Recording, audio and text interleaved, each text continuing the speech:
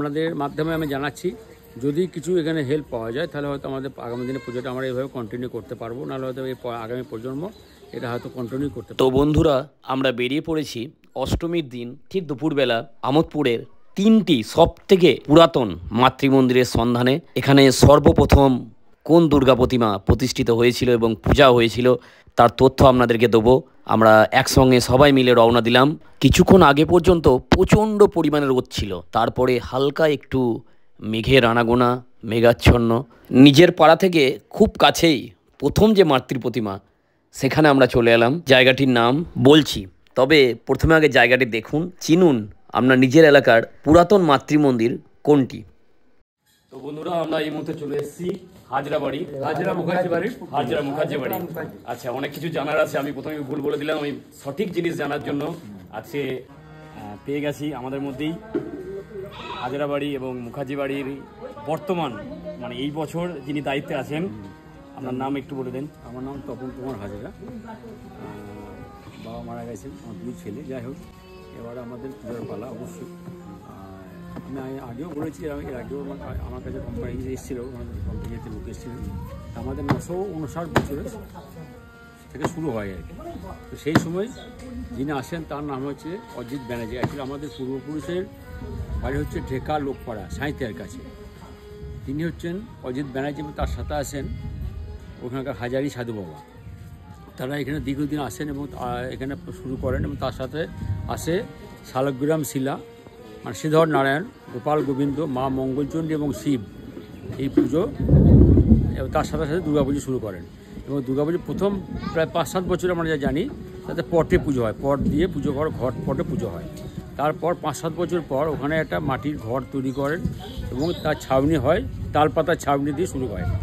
এবং আস্তে আস্তে পাড়া এই সমস্ত গ্রামের লোকজনরা দেখে, জানতে পারে, এবং তারা সেই এখানে এসে যজমান বৃত্তি শুরু করে আর কি।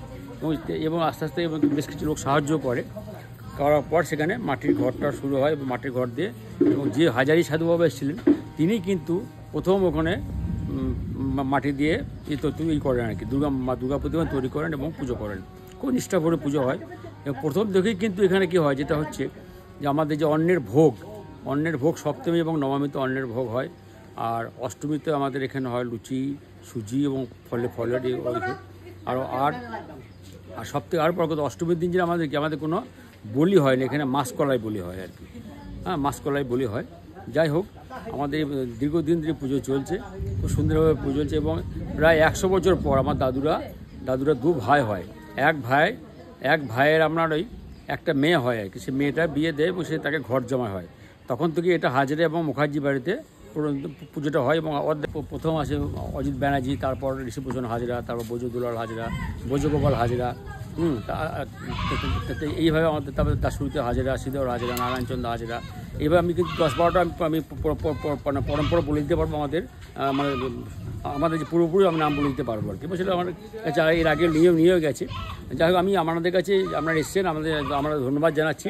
এবং এটা জানাচ্ছি আপনাদের মাধ্যমে, যদি অ্যাকচুয়ালি এখন যা পুজোর যে অবস্থা, তাতে যদি কোনো রকম হেল্প না পাওয়া যায়, তাহলে হয়তো আগামী দিনে পুজোটা হয়তো আমরা চালাতেই পারবো না। কারণ যে সমস্ত জমি জায়গা আছে সেগুলো সব বর্গা হয়ে গেছে, সে ধান সে মতো হয় না। এবং যার জন্য আর একটা দুর্গাপুজো চালাতে গেলে তার বেশ খরচও আছে, আপনারা ভালোই জানেন। তাই আপনাদের মাধ্যমে আমি জানাচ্ছি যদি কিছু এখানে হেল্প পাওয়া যায় তাহলে হয়তো আমাদের আগামী দিনে পুজোটা আমরা এইভাবে কন্টিনিউ করতে পারবো, নাহলে হয়তো এই আগামী প্রজন্ম এটা হয়তো কন্টিনিউ করতে পারবেন না। যাই হোক, এই বলে আমি আর কিছু না আর কি। অসংখ্য ধন্যবাদ। অনেক কিছু তথ্য আমরা জানলাম, আমরা প্রত্যেকে সমৃদ্ধ হলাম যে বর্তমানে যে সমস্ত বনেদি বাড়ি পুজোগুলো প্রায় বন্ধের মুখে, এখনও কন্টিনিউয়াসলি আজকে 2025 সালে দাঁড়িয়ে এত বছর ধরে পুজোটা চালাচ্ছে।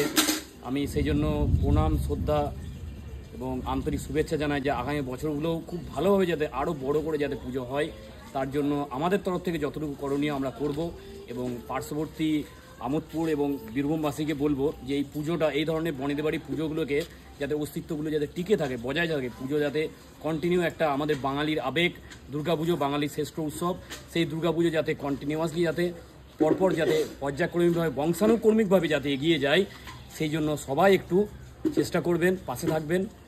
আর অসংখ্য ধন্যবাদ আমাদেরকে এই মূল্যবান তথ্য জানানোর জন্য। নমস্কার, আপনাকেও নমস্কার। আপনি ভালো থাকুন, আগামী দিনে শুভেচ্ছা থাকলো। আর অষ্টমী শেষ হয়ে গেছে, নবমী পড়ে গেছে, তাই সকলকে শুভ শারদীয়ার প্রীতি শুভেচ্ছা ও আন্তরিক অভিনন্দন। পুজোর আরও 2-3 দিন বাকি আছে। আমাদের এখানে বীরভূম জেলায় দ্বাদশী অবধি মাতৃপ্রতিমা বিভিন্ন জায়গায় আনুষ্ঠানিকভাবে থাকে, দশমীতে বিসর্জনের পরেও।